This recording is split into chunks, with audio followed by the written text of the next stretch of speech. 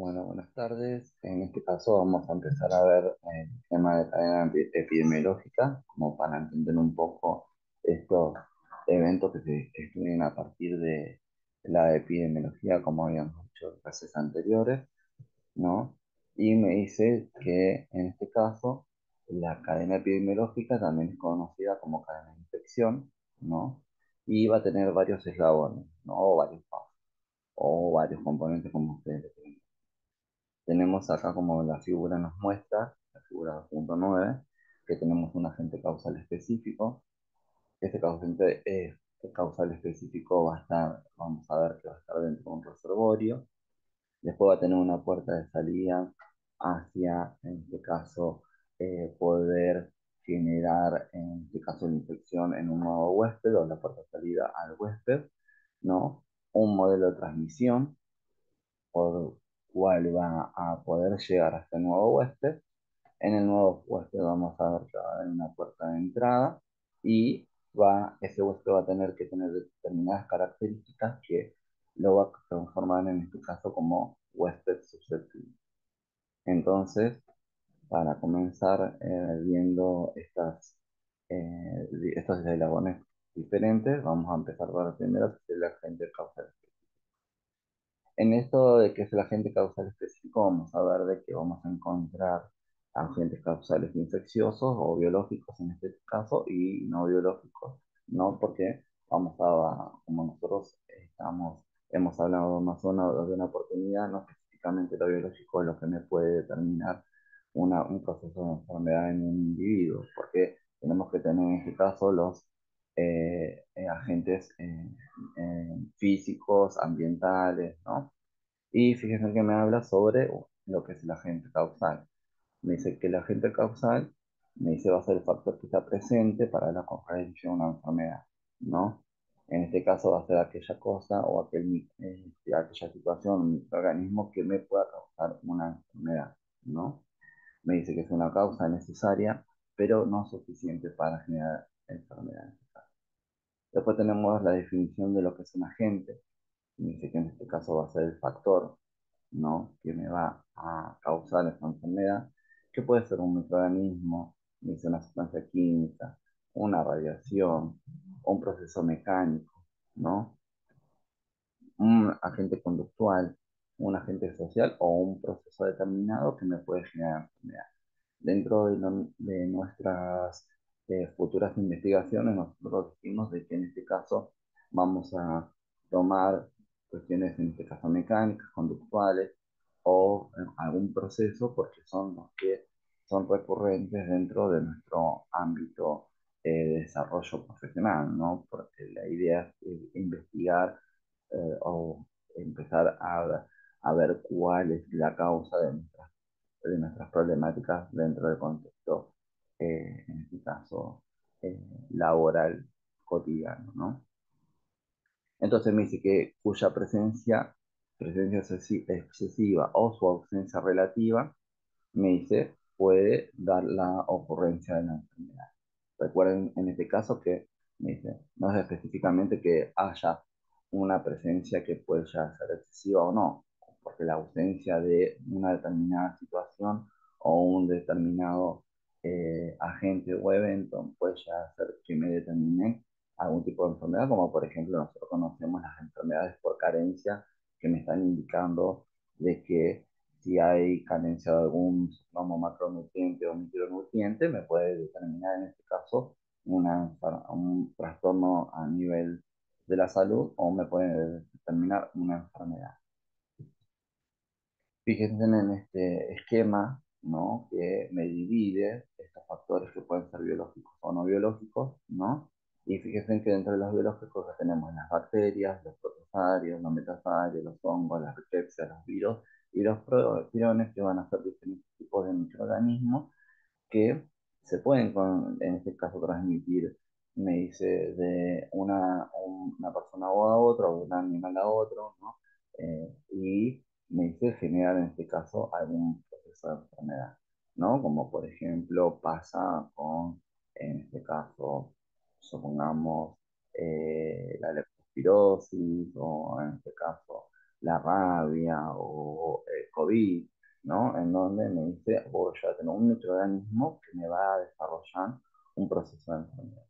Y dentro de los biológicos tenemos los químicos y los físicos, ¿no? Suficiente dentro de los químicos me nombra a los pesticidas, a los aditivos de los alimentos, a los fármacos o algunas sustancias industriales que pueden llegar a determinar esta enfermedad, como decimos, las que contaminan el ambiente, no por la polución que generan las industrias o en este caso todos esos elementos que por ahí queman como por ejemplo YPF, que queman los excesos de petróleo o de estos combustibles, y eso recae sobre la población circundante y genera, supongamos, como habíamos dicho, algunos procesos patológicos respiratorios, como puede llegar a ser la crisis asmática, ¿no? Bien, en este caso, dentro de los físicos, me dice que tenemos las fuerzas mecánicas, el calor, la luz, las radiaciones o el ruido, que de alguna manera u otra pueden llegar a determinar algún proceso de enfermedad. Me dice en este caso cuáles serían las propiedades de los agentes biológicos para poder generar enfermedad, ¿no? Me dice, en primera medida van a tener esta particularidad de la perpetuación como especie, o sea, su característica, la característica propia del microorganismo que va a ser la que puede determinar, vamos a su permanencia dentro del ambiente. Me dice también va a tener una composición química y morfológica que hace al tamaño, la forma y la estructura de ese microorganismo para poder, en este caso, sobrevivir. Me dice la habilidad de inducir a la inmunidad específica, esto de que me habla sobre la genicidad o la inmunogenicidad. Me dice otra propiedad va a ser el sistema de multiplicación, en donde se va a poder multiplicar, cuál va a ser su lugar para multiplicar, esto que dijimos, bueno, supongamos, eh, un, un factor, en este caso determinante para en este caso las infecciones respiratorias asociadas, dijimos, a la oxigenoterapia.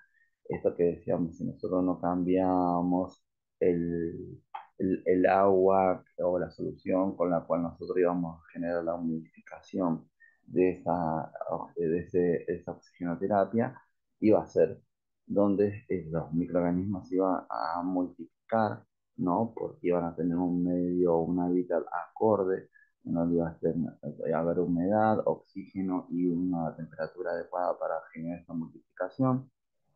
Me dice también otra propiedad va a ser el grado de diseminación, o sea, cómo se va a diseminar en este caso en el ambiente o en algún nuevo huésped, y la vulnerabilidad que va a tener el ambiente, ¿no? En este caso, las sustancias químicas, los agentes físicos o los terapeutas. Después tenemos que saber qué es un huésped, en este caso, me dice que el huésped va a ser una persona o un animal vivo, ¿no? Me dice, incluyendo las aves o los artrópodos, que en circunstancias naturales permite la subsistencia o el alojamiento de un agente infeccioso bajo condiciones naturales. Esto que me dice, ¿dónde va a estar, no, o en dónde se va a alojar este microorganismo, no, en este caso, o ese agente infeccioso para poder sobrevivir? Después tenemos otro concepto, que es la infección, ¿no? En este caso la infección se va a considerar, me dice que es la entrada y el desarrollo o multiplicación de un agente infeccioso en el organismo de una persona o un animal. Nosotros vamos a ver que dijimos, nosotros vamos a poder desarrollar diferentes tipos de infecciones, ¿no? Que podrían ser infecciones del tipo, en este caso, bacterianas, infecciones virales, infecciones parasitarias, ¿no? Según en este caso el agente que me esté eh, colonizando o haya podido ingresar dentro de mi cuerpo y que me esté generando algún tipo de enfermedad. En este caso, como las parasitarias, en este caso nosotros sabemos que tenemos infecciones parasitarias externas o internas, ¿no? Pero me está generando un proceso infeccioso. Después tenemos otro concepto que es la contaminación. Dice que la contaminación es la presencia de agentes infecciosos que van a estar vivos y estos pueden estar sobre la superficie del cuerpo, sobre prendas de vestir, en los juguetes, en los teléfonos celulares, ¿no? O en cualquier otro objeto inanimado, ¿no? Que pueden ser algún tipo, sumamos, ¿vieron cuando nosotros decimos, bueno, vamos a decontaminar superficies en las cuales vamos a trabajar dentro del oficio de enfermería o dentro de el ambiente que se conoce como unidad del paciente para poder, en este caso, minimizar la carga bacteriana de estos elementos para no generar, en este caso, un proceso infeccioso, ¿no? Me dice otras sustancias como, por ejemplo, se pueden contaminar, pueden llegar a ser el agua, la leche, los alimentos, ¿no? Pero que la contaminación no está constituyendo un proceso de infección, ¿por qué? Porque me está diciendo hay una cierta carga bacteriana sobre una superficie que la está contaminando. Después de esa superficie, y se transfiere, en este caso, a un individuo vivo, que puede ser un animal o en este caso, un ser humano, ahí se va a generar el proceso de infección. Después tenemos otro concepto que es la infestación, dice que es la contaminación de un organismo vivo por un parásito, ¿no? Es el estado de hospedarse a ese organismo y me dice que en este caso la infectación puede ser transmisible, como por ejemplo esta infección parasitaria, ¿no? Que es en este caso dada por los piojos, ¿no? Los piojos, vamos a decir, en el cuero cabelludo o en este caso lo que nosotros conocemos como eh, vamos a decir, la infectación a nivel del cuerpo, ¿no? Que va a estar dada por también estos tipos de parásitos corporales. Bien, después tenemos otro concepto que es la infectividad, ¿no? Que es la capacidad del agente infeccioso de entrar, sobrevivir y poder multiplicarse dentro del hueso, ¿no? Nosotros vamos a ver que en este caso vamos a ver de que todos los microorganismos ingresan, va a ingresar un solo microorganismo, pero después va a estar en un ambiente propicio, va a poder multiplicarse, ¿no? Y va a poder generar, va a poder ser más infeccioso, ¿no? Que cualquier otro microorganismo. Dice, como por ejemplo, dice el sarampión y la varicela son, en este caso, microorganismos que en este caso van a ser virus que van a tener una máxima efectividad. Después vamos a tener otros, como por ejemplo son microorganismos que van a dar, por ejemplo, la parotiditis y la rubiola, que tienen una efectividad intermedia, y por ejemplo la lepra, que tiene una efectividad relativamente baja según el microorganismo que en este caso haya podido ingresar a nuestro organismo, va a tener un grado de infectividad relativo que puede llegar a ser bajo, puede ser una infectividad intermedia o una infectividad alta. Eso va a determinar también el perjuicio que se va a generar dentro de nuestro organismo. Después hay otro concepto que habla de la patogenicidad, ¿no? Que va a ser esta propiedad del agente o de un organismo de producir enfermedad en personas infectadas. Esto que me dice, bueno, un germen o un microorganismo me dice, va a ingresar dentro de mi cuerpo y me va a generar un proceso de enfermedad o un proceso infeccioso. Eso va a ser un germen patógeno. Dice, porque va a haber otros microorganismos que por ahí pueden ingresar a nuestro cuerpo, pero no generar una enfermedad.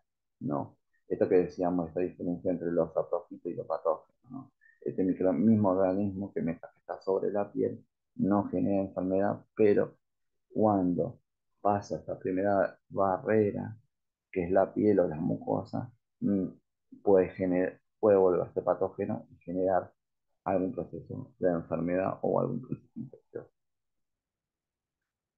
Me dice la capacidad de producir enfermedad de estos microorganismos, me dice, puede llegar, me dice, a estar dada por la rapidez y el grano de daño tisular que puede llegar a generar, como por ejemplo el tétano. Me dice que me dice, va a agarrar, va a ingresar a nuestro organismo y rápidamente me dice, va a generar, en este caso, el proceso de enfermedad, ¿no? y o me puede llegar a generar algún tipo de daño tisular. Dice el grado de patogenicidad también me dice va a estar dado por el tipo de microorganismo, en este caso, mayormente los microorganismos que más, en este caso, patógenos son o que más enfermedad me van a causar, van a ser los virus, ¿no? Si bien las bacterias me generan enfermedad porque me generan procesos infecciosos, pero los más patógenos van a ser los virus. Y fíjense que me dice, por ejemplo, el virus de la rabia, el virus del HIV o el virus de la varicela son altamente patógenos, ¿no? Fíjense que actualmente en los medios de difusión masiva, como por ejemplo la televisión, están haciendo, en este caso, promoción de la salud eh, eh, y prevención, en este caso, con un podcast publicitario que me habla sobre el alfazón y me está diciendo que aquella persona que en su momento tuvo varicela y que en la actualidad tenga más de 50 años, es en este caso susceptible de desarrollar el herpes zóster con algunos condicionamientos, como por ejemplo la disminución de la inmunidad, producto, supongamos, de una mala nutrición. Después me habla y me dice que estos microorganismos son altamente patógenos. La parotiditis y la robiola son medianamente patógenos y el poliovirus tiene una baja patogenicidad. Todo esto depende también de la susceptibilidad del huésped, que eso lo vamos a ver en el sexto eslabón, ¿no? En donde me explica qué tendría que pasar para que ese huésped se vuelva susceptible. Bien, después tenemos lo que sería la infección inaparente, ¿no? Que me dice, en este caso, la infección inaparente va a estar dada, ¿no? Por la presencia de un agente infeccioso en un huésped sin que aparezcan signos o síntomas reconocibles, en este caso clínicos. O sea, me va a decir, yo me contagié o hubo algún microorganismo que pudo ingresar dentro de mi cuerpo, pero estoy asintomático, no tengo síntomas, ¿no? Que mayormente pasa con algunos procesos patológicos, ¿no? Que me dice, supongamos, como el periodo de ventana de la infección por HIV, en donde no me va a dar, en este caso, sintomatología, ¿no? O cualquier otro proceso, en este caso de enfermedad, en el cual yo me la estoy contagiando, pero inmediatamente no me da sintomatología, no me da signos y síntomas, ¿no? Me dice, solo pueden identificarse, en este caso por métodos de laboratorio o por la reactividad positiva a pruebas cutáneas específicas, ¿no? El sinónimo en este caso va a ser infección subclínica o infección asintomática o infección oculta. ¿Viste? ¿Por qué? Porque mi cuerpo no se manifiesta, el microorganismo va a estar dentro de mi cuerpo y lo voy a detectar simplemente porque quizás me fui a hacer un control rutinario, el médico me dio, en este caso, para hacerme algunas serologías específicas para poder evaluar o descartar y nos encontramos con que esa serología nos dio positiva, pero en este caso no presentamos signos. Fíjense que después me habla sobre la virulencia y la letalidad. Me dice, ¿qué es la virulencia? Va a ser el grado de patogenicidad que va a tener un microorganismo, ¿no? Como por ejemplo me dice, el grado en el cual me va a generar un proceso de enfermedad. Por eso me dice que se refiere a la capacidad del agente infeccioso de producir casos graves o fatales. Supongamos, la virulencia, en este caso, del HIV va a ser relativa según, en este caso, el contexto en el cual esté desarrollándose este microorganismo dentro del cuerpo. Porque me dice, yo puedo estar, en este caso, infectado, ¿no? Puedo tener anticuerpos anti-HIV, me dice, pero voy a estar haciendo mi tratamiento en forma adecuada, todo, y voy a tener una virulencia baja. Ahora, cuando ese virus se replique y cuanto más carga viral haya, más virulencia va a tener. me dice, y más procesos de enfermedad se van a poder desarrollar, ¿no? Y según el grado de virulencia, puede llegar a ser que me parezcan, en este caso, enfermedades, en este caso hablando del HIV, ¿no? Enfermedades oportunistas, o me puede determinar después la muerte. Y en los casos de, de letalidad, me dice, es la tasa de muertes observadas en una serie de personas afectadas por el evento. O sea, me dice en este caso cuántas personas mueren a partir de este proceso infeccioso. Fíjense que en este esquema, en este cuadro, en el cual me habla sobre la infección, que me dice que puede ser una infección aparente o inaparente, en donde dentro de la inaparente la vamos a identificar con la letra A, y la aparente me dice puede ser de diferentes tipos, puede ser moderada, grave o fatal, me dice en donde la vamos a identificar en ese gráfico con la letra D moderada, C grave y D fatal.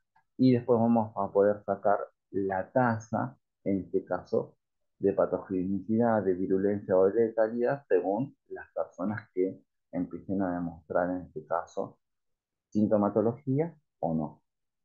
Dentro de la patogenicidad, me dice vamos a tener un denominador y un numerador y un denominador, ¿no? En el caso del numerador, vamos a tomar las letras B, C y D, que me habla sobre, en este caso, la infección moderada, grave y fatal. Y hacemos una sumatoria. B más C más D, ¿no? Que me estarían dando los casos de enfermedad aparente. ¿Por qué? Porque me dice ya, en este caso, hay una sintomatología que me está demostrando de que esas personas están, en este caso, infectadas o que están enfermas. Entonces yo puse un número común para poder trabajar esta cosa, ¿no? Entonces decimos que hay, en este caso, 30 personas que tienen una enfermedad aparente moderada, 20 personas que tienen una enfermedad aparente grave y 5 personas que tienen una enfermedad aparente fatal. Siempre refiriéndonos al mismo proceso infeccioso, ¿no? Bien, entonces me dice, en este caso, yo lo sumo y tendría 55 personas, en este caso, cursando esa misma enfermedad. Y después lo tenemos que dividir por el denominador, que sería el denominador, sería el total de infectados por ese proceso infeccioso. Entonces, acá tomamos también esas personas que se infectaron, también que tenemos un registro de esa infección, pero que nos están dando sintomatología. Por eso tomamos la letra A, que era de la enfermedad inaparente. Entonces, vamos a suponer que hay 30 personas que están infectadas pero no dan signos y síntomas. Tenemos 30 personas que dijimos que están infectadas con sintomatología moderada o con un proceso infeccioso moderado. 20 personas que tienen un proceso infeccioso, en este caso grave, más 5 personas que lamentablemente murieron por ese proceso infeccioso. Esto nos da un total de 85 personas. Entonces, ¿qué se hace? Se divide, en este caso, el numerador por el denominador, que sería 55 dividido 85, y nos va a dar un número relativo, que va a ser 0,64. Entonces me dice, yo a ese 0,64 lo multiplico por el 100%, ¿no? Me dice, y me va a dar una tasa del 64,7%. O sea que la tasa de patogenicidad de de esa enfermedad o de ese microorganismo va a ser un 64,7% del total de la población o del total de las personas en este caso que estuvieron expuestas a ese evento o a ese microorganismo. Después, para calcular la tasa de virulencia, ¿no? Que me decía que era el grado de patogenicidad que tenía ese microorganismo, me dice, voy a tomar los casos graves y los casos fatales. En este caso eran la letra C y la D. Y dijimos que en la letra C había 20 pacientes o 20 personas y en la letra D había 5 personas. Lo sumamos y me da un total de 25. Y después el denominador va a ser el total de casos aparentes. Me dice, y va a estar determinado por la letra B, la letra C y la letra D, que serían las personas que están con una infección moderada, con una infección grave, o que tuvieron un desenlace fatal. Y dijimos que en este contexto íbamos a tener 20, 30 personas que tienen una infección moderada, 20 personas que tenían una enfermedad grave, una infección grave, y 5 personas que se murieron por esa infección. Eso nos va a dar un total de 55 personas. Y hacemos lo mismo. Tomamos el numerador, que es 25, lo dividimos por el denominador, ¿no? Que es 55. Nos va a dar un resultado de 0,45. Lo multiplicamos por 100 y nos va a dar que la tasa de virulencia va a ser de un 45,45%. O sea que nos está diciendo que es el grado de virulencia o el grado o esa capacidad que tiene ese microorganismo de generar enfermedad, me dice, grave o fatal, va a ser de un 45% en el total de la población que se infectó con ese microorganismo. Y la tasa de letalidad, me dice, van a ser los casos fatales que van a estar dados por este proceso infeccioso.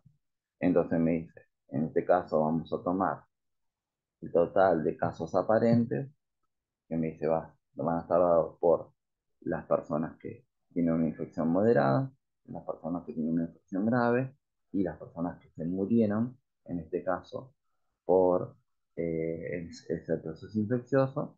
Entonces tenemos que vamos a dividir 5, que son los casos fatales, dividido el total de los casos aparentes, que nos va a dar 55. Me dice, eso nos va a dar un resultado de 0,09, el cual lo vamos a multiplicar por 100, que va a ser el total de la población, me dice, o el 100% de la población estudiada en este caso, y nos va a dar una tasa del 9,09%, que me dice que si bien es baja, me dice, es una tasa elevada porque idealmente no se tendría que morir nadie por ese microorganismo. Pero bueno, me está diciendo que del total de las personas infectadas, ya sea con una infección inaparente o aparente, casi 10% que se mueren por ese proceso infeccioso. Después teníamos el segundo eslabón que me hablaba del reservorio, ¿no? Y me dice, en este caso, el reservorio va a ser el hábitat normal en que vive, se multiplica y crece un agente infeccioso, ¿no? Y al cual vamos a denominar reservorio.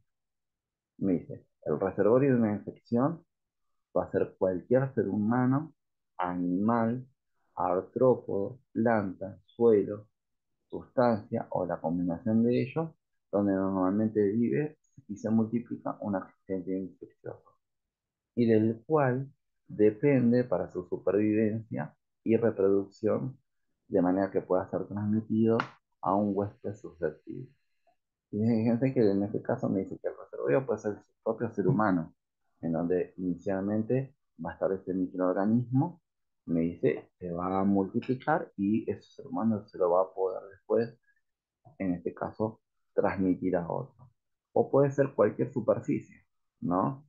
Supongamos, cuando nosotros encontramos dentro de nuestra institución hospitalaria alguna bacteria que puede llegar a estar diseminada sobre una superficie y la podemos, en este caso, tocar y transmitir a un individuo. Como por ejemplo, vieron, supongamos, cuando hay una colonización de KPC o de Pseudomonas, que queda también sobre no solamente la piel del paciente, sino sobre todos los objetos inanimados que va a agarrar y que va a tener contacto con la piel de ese paciente. Entonces que nosotros sabemos que no solamente nos vamos a contagiar a través de la piel del paciente, sino también sobre esos elementos. ¿Por qué? Porque los tocamos y nos podemos contagiar nosotros si no utilizamos las barreras de protección, o se lo podemos transmitir a otro paciente, ¿no? Como nosotros como vectores, ¿no? y llevárselo a otro paciente y hacer esta translocación bacteriana de que tanto se habla dentro de las diferentes instituciones. Bien, y me dice en este caso, el reservorio principal de enfermedades, como la de transmisión sexual, la lepra, la tosferina, el sarampión y la fiebre tifoidea, va a ser el ser humano. Me dice, los animales pueden ser infectados y a la vez servir como reservorio para varias enfermedades, ¿no?, del ser humano, como por ejemplo, me dice, la brucelosis, la leptospirosis, la peste, la citacosis, la rabia y el tétano, en donde me dice, en este caso el reservorio va a ser el animal y nosotros nos vamos a contagiar todos estos microorganismos, ¿no? Nos van a poder transmitir y el reservorio inicial va a ser en este caso los animales. Vieron como por ejemplo en la pandemia del COVID inicialmente se decía que el COVID estaba en su reservorio principal eran los murciélagos, ¿no? Y después dijeron que no eran los murciélagos, sino que eran los monos, ¿no? Y así sucesivamente. Entonces, siempre se trata de ver cuál es el reservorio inicial que va a ser el que nos va a transmitir a nosotros ese el microorganismo. Bien, en este caso, después tenemos otro concepto que es la zoonosis. Me dice, la zoonosis es una enfermedad, infección o infestación transmitida bajo condiciones naturales desde los animales, como por ejemplo me dice la influencia A, el H1N1 o el SARS o el ébola. Me dice que son transmitidos a partir de un animal, ¿no? Después tenemos lo que es la fuente de infección, que dice que la fuente de infección es la persona, el animal, el objeto o la sustancia desde donde el agente infeccioso pasa, el agente infeccioso pasa al huésped, ¿no? Me dice que la fuente de infección debe distinguirse claramente de la fuente de contaminación, ¿no? Como por ejemplo el derrame de una fosa séptica en un abastecimiento de agua o una ensalada contaminada por un cocinero infectado. ¿Por qué? Porque en este caso me dice, la fuente de infección va a ser el pozo séptico como me está diciendo acá, ¿no? Que va a estar cerca del pozo de agua, porque quizás nosotros no tengamos, en este caso, agua corriente, ¿no? Y nuestro agua la tengamos que sacar no en este caso las cañerías que nos manda APSA, sino por intermedio de una bomba, ¿no? Y me dice, y dijimos, tenemos cerca el pozo del baño.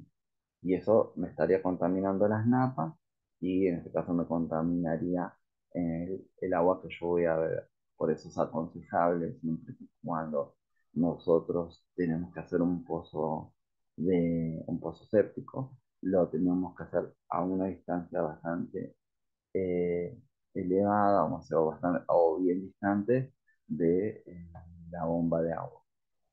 ¿Para qué? Para evitar de que, en este caso, ese, esas napas de esa agua que nosotros vamos a obtener para beber no se contamine con, en este caso, todas esas bacterias que se van a generar en el proceso. Después vamos a tener el concepto de portador, que dice es una persona o animal que alberga un agente infeccioso, ¿no? Específico de una enfermedad, sin presentar signos o síntomas clínicos de esta, y que constituye una fuente potencial de infección para el ser humano. O sea, portador va a ser cualquier, como dice, persona o animal que esté infectado con algún, en este caso, microorganismo, pero que lo va a llevar, en este caso, dentro de su cuerpo y no necesariamente va a presentar sintomatología, ¿no? Esto que me dice, bueno, yo soy portador, en este caso, del virus de la hepatitis, ¿no? Entonces, lo voy a tener dentro de mi organismo, me dice si prolifera y genera desarrollo dentro de nuestro organismo, nos va a generar, en este caso, un proceso de enfermedad y nos puede determinar la muerte. Mientras que esté dentro de mi cuerpo y no se multiplique, voy a ser solamente portador. Como por ejemplo las personas también, como dijimos, dimos el ejemplo del paciente con HIV. Mientras que esté solamente infectado y no se dice, en este caso, no se replique el virus, va a ser portador. Ahora, si el virus se replica, lo va a poder transmitir, me dice, y va a generar, en este caso, va a infectar a otras personas. Bien, después me dice, tenemos un periodo de incubación, en este caso del proceso infeccioso. Dice que es el intervalo de tiempo que va a transcurrir entre la exposición a ese agente infeccioso y la aparición del primer signo o síntoma de la enfermedad. Me dice, este periodo de incubación, me dice, es totalmente diferente entre un proceso infeccioso y otro, ¿no? Y esto también va a determinar la virulencia que tenga en este caso o el nivel de patogenicidad que tenga ese microorganismo y la susceptibilidad que tenga el huésped. Nosotros sabemos, supongamos que si nos contagiamos del grifo desde la influenza, no que el virus de la gripe, puede llegar a ser que a las 24 48 horas ya empezamos a ver, a sentir sintomatología o a ver, en este caso, manifestado algún tipo de sintomatología. Pero me dice, supongamos, yo me contagio de la tuberculosis, ¿no? Y no voy a presentar, en este caso, signos y síntomas, quizás hasta haber pasado un periodo de 5 o 10 años, ¿no? Por cómo ingresa, en este caso, el bacilo de Koch adentro de nuestro cuerpo, cómo interviene nuestro sistema inmunológico, cómo la isla, y no va a presentar sintomatología a la persona hasta que no es liberado el bacilo de Koch, no se libera de su cápsula.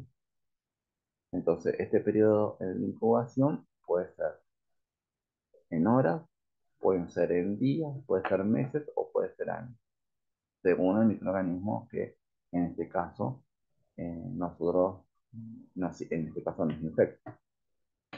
Para esto tenemos eso que se denomina el periodo de latencia, ¿no? Me dice que es el intervalo de tiempo que transcurre desde que se produce la infección hasta que la persona se vuelve infecciosa. Fíjense que me dice, intervalo de tiempo que transcurre desde que se produce la infección, o sea, desde que nos infectamos hasta que la persona se vuelve infecciosa. ¿Qué significa eso? Que puede infectar a otras personas, ¿no? A eso lo vamos a denominar periodo de latencia. Y me dice, y después tenemos un periodo de transmisibilidad o un periodo infeccioso, que va a ser, me dice que es el intervalo de tiempo durante el cual el agente infeccioso puede ser transferido directa o indirectamente de una persona infectada a otra, o de un animal infectado al ser humano, o de un ser humano infectado a un animal, inclusive los artrópodos, ¿no? Entonces me dice, ese periodo de transmisibilidad, me dice, va a ser este momento del tiempo o este tiempo en donde nosotros podemos transferir este microorganismo con el cual estamos, nosotros infectados, hacia otra persona. Mayormente el periodo de transmisibilidad, vieron que va a estar dado, nosotros lo vemos, supongamos, en el caso de la tuberculosis. Dice, ¿cuándo va a ser, cuándo esa persona va a poder infectar a otro? Me dice, hasta las 48 horas después de iniciado el tratamiento, me dice, en donde, me dice, ya los tuberculostáticos comienzan a hacer efecto y empiezan a bajar esa, vamos a decir, carga, en este caso, viral, me dice, o esta carga de este bacilo, dentro del ambiente, ¿no? Y que ya empieza a bajar esa probabilidad de poder transmitir el virus. Más allá de que nosotros tengamos que utilizar un aislamiento respiratorio y todo lo demás. Pero, me dice, ese va a ser el tiempo, ¿no? En el cual la persona va a poder transmitir, en este caso, ese virus. Después tenemos el tercer eslabón que habla de la puerta de salida de la gente, que después vamos a ver que son las mismas que las puertas de entrada, en donde me dice vamos a tener varias puertas de salida, ¿no? Que va a ser la vía respiratoria, la vía genitourinaria, la vía digestiva, la piel o la transplacentaria. Fíjense que en las vías respiratorias dice, las enfermedades que utilizan estas vías son las de mayor difusión, son las más difíciles de controlar y hoy por hoy tenemos, supongamos, el ejemplo del COVID, ¿no? Pero acá, supongamos, me habla sobre una de ellas como por ejemplo la tuberculosis. Podemos también tener como la vía respiratoria, en este caso el virus de la influenza, decimos que es muy común en esta época del año, que por eso que nos contagiamos quizás de la gripe, una gripe estacional. Otra puerta de salida me dice es la genitourinaria, que mayormente por esta vía se transmiten todas las enfermedades de transmisión sexual, ¿no? Y me dice tenemos las vías digestivas, ¿no? Que en este caso tenemos una de las más comunes, o serían la de la hepatitis A y la hepatitis E, que recuerden, en este caso serían las hepatitis virales, ¿no? O infecciosas, que me dice que si bien sabemos que son cinco diferentes tipos de virus, pues tenemos la hepatitis A, B, C, D, E y la E, y me dice tanto la A como a la E, la vía de transmisión o la puerta de salida son, en este caso, la vía digestiva, ¿no? Se puede transmitir por saliva y por heces. Bien, me dice también tenemos, por ejemplo, el cólera también dentro de lo que sería la transmisión o la puerta de salida por vías digestivas. Después tenemos otra vía que sería la piel, ¿no? Que puede estar dado a través de contacto directo o por picaduras o por punción o otros mecanismos que lleve el contacto con las, que nos lleve a tener contacto con, en este caso, la sangre infectada. Y después tenemos la vía placentaria o transplacentaria, ¿no? Que me dice que es permeable para algunos agentes, en este caso infecciosos, como por ejemplo la sífilis, la rubiola, la tosoplasmosis y el chagas, que sí me van a pasar esta vía transplacentaria y van a poder, en este caso, infectar al bebé. Después tenemos, en este caso, el cuarto eslabón, que sería el modo de transmisión del agente, que me dice cómo va a transmitir el agente este microorganismo hacia, en este caso, el nuevo huésped, ¿no? Me dice, voy a tener una transmisión directa o una transmisión indirecta. La transmisión directa va a ser de persona a persona, ¿no? Y en la transmisión indirecta va a haber, en este caso, un mediador que me va a llevar, en este caso, ese microorganismo. Dentro de la transmisión directa, me dice que se va a generar de persona a persona, puede ser inmediata, puede ser mediata o del tipo vertical. En la inmediata me dice que se va a requerir un contacto físico. Esto que me dice, bueno, yo no me lave las manos, ¿no? Y puedo contaminar al otro huésped, al futuro huésped. Me dice, en la mediata vamos a encontrar superficies u objetos, en este caso que están contaminados o que pueden ser los portadores, en este caso, de ese agente infeccioso. Y en la vertical, dice, se va a dar a través de la vía placentaria, como decimos recién, ¿no? O en el mecanismo del parto, en el momento del parto. Recuerden que lo habíamos hablado, que decíamos, bueno, un bebé se puede, en este caso, contagiar el HIV no por vía placentaria, pero sí en el momento del parto. ¿Por qué? Porque tiene contacto con la sangre, ¿no? Y me dice también se puede contagiar por, en este caso, la lactancia materna. Por eso me habla, en este caso, de las infecciones o la transmisión directa a nivel, en este caso, de vertical. En el caso de la transmisión indirecta, me dice puede estar dado por fomites, por un vector, por el agua, por alimento o por el aire. En el caso de por la vía por fomites, me habla de objetos o materiales que van a estar contaminados, que son elementos como por ejemplo la mesa, la silla, la cama, la sábana, ¿no? Todos estos alimentos, todos estos elementos que no tienen vida, pero me sirven en este caso como mecanismo de transmisión. Me dice, puede ser esta transmisión indirecta también por un vector, que puede ser cualquier tipo de insecto, ¿no? La vinchuca, el mosquito, en este caso una cucaracha, cualquier, en este caso, insecto que me puede ser el vehículo de esa infección.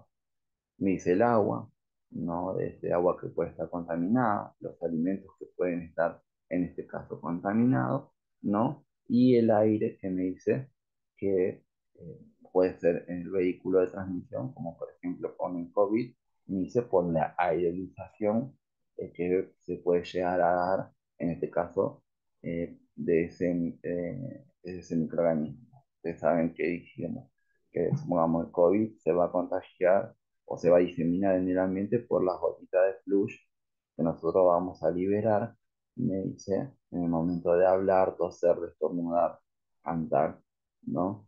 Y que van a quedar suspendidas en el aire, ¿no? Por un determinado tiempo. Después va a venir la otra persona, va a agarrar y lo va a inspirar mediante la respiración y lo va a incorporar en su cuerpo. En cuanto a las puertas de salida, me dice, perdón, la puerta de entrada en el mismo huésped va a estar dada igual que las puertas de salida. La vía respiratoria, la genitourinaria, la digestiva, la piel o la placentaria. ¿Por qué? Porque me dice, son las vías de las cuales también, no solamente yo como agente infeccioso, reservorio, estoy contagiando a otra persona, se lo estoy transmitiendo, sino que va a ser la vía de entrada en el modo huésped. Y el último eslabón, que me habla del huésped susceptible, me está hablando de esta persona o de este animal vivo que en circunstancias naturales permite la entrada, la sobrevivencia y la multiplicación de un agente infeccioso. Para eso va a tener que haber diferentes tipos de factores generales en los cuales lo van a volver un huésped susceptible. Como por ejemplo me dice el estado de la piel y las mucosas. Me dice, si yo tengo una piel intacta y tengo unas mucosas también que están intactas, voy a tener menos probabilidad de que me ingrese algún tipo de microorganismo. Ahora, si yo tengo la piel, en este caso lesionada, o tengo las mucosas, en este caso muy expuestas, o las dejo expuestas, en el caso de las enfermedades de transmisión sexual, me dice, voy a ser un huésped susceptible. Me dice también el reflejo como la tos y el estornudo. Me dice es un factor para ser un huésped susceptible porque me dice si yo no tengo, en este caso, activo mi sistema de defensa, ni si no tengo reactivo el reflejo de la tos o el del estornudo, me dice me va a volver un huésped susceptible porque me dice ese es un mecanismo para poder exteriorizar, en este caso cualquier microorganismo que pueda ya haber ingresado y haya una respuesta activa de parte de mi organismo. La edad me dice también un factor que me vuelve susceptible. Me dice, en este caso vamos a tener, como dijimos anteriormente, dos rangos sectarios. En este caso se vuelven más susceptibles, que en este caso el paciente pediátrico o el neonato, por la deficiencia de su sistema inmunológico que va a haber por no haber evolucionado todavía, no haber tenido contacto con los microorganismos y generar este sistema de defensa, y el adulto mayor, porque en este caso sabemos que al ir incrementándose su edad cronológica, va a ir habiéndose ciertos deterioros funcionales e inmunológicos que hacen que por diferentes causas, como por ejemplo la malnutrición que puede tener el geronte, se ve impactada en su sistema inmunológico y se vuelva más susceptible. Me habla del sexo también. Vamos a ver que en la descripción de muchos procesos patológicos se van a desarrollar Hay algunos más en hombres, otros más en mujeres. Me habla también del grupo étnico y del grupo familiar, porque ustedes saben también que en determinados procesos patológicos se desarrollan más en, como dijimos, en personas blancas, en personas negras, en personas amarillas o en las personas mestizas, ¿no? El estado nutricional es un factor importantísimo para que la persona se vuelva un huésped susceptible en más de un proceso patológico. ¿Por qué? Porque me va a determinar el estado nutricional, el nivel de fortalecimiento que voy a tener el sistema inmunológico y específicamente la inmunidad, cómo esté mi sistema inmunológico en el momento de yo tener contacto, en este caso, con ese microorganismo. En cuanto a la inmunidad, recordemos que tenemos podemos nosotros fortalecer nuestro sistema inmunitario en forma natural o artificial dentro de la, eh, en este caso, inmunidad natural. Tenemos esta inmunidad activa o pasiva. Me dice, la inmunidad activa va a estar dado de forma natural, va a ser porque me dice, yo voy a agarrar y voy a generar, supongamos, anticuerpos a partir del contacto, en este caso, con un determinado microorganismo, en este caso de un determinado virus, no que es esto de la inmunidad en rebaño o la inmunidad natural activa. Entonces, tengo contacto con el microorganismo y me genero anticuerpos. Vieron que en el COVID, cuando surgió la pandemia del COVID, decía, bueno, vamos a agarrar y vamos a generar inmunidad en rebaño, que era que toda la población tenga contacto con el COVID para poder generar anticuerpos, pero sabíamos que eso iba a demorarse y generaba un cierto riesgo en la población porque se podían llegar a morir. Me dice, y la inmunidad natural pasiva es la transplacentaria, en donde en este caso, a través de la placenta, la mamá no solamente le transfiere nutrientes en este caso al feto que se está desarrollando, sino también inmunoglobulinas para agarrar y si tiene algún contacto con algún germen o microorganismo que pueda llegar a pasar la barrera transplacentaria, pueda estar cubierto. Y en el caso de la inmunidad artificial, también se divide, me dice, en pasiva y activa, que va a estar dada en este caso. La activa por las vacunas, ¿no? Ustedes saben que hay diferentes tipos de vacunas, las cuales nos ponen, en este caso, vamos a decir, en contacto con ese microorganismo que puede estar muerto, vivo o atenuado, y me habla sobre la inmunidad pasiva, que va a estar dada a través de algunos suelos.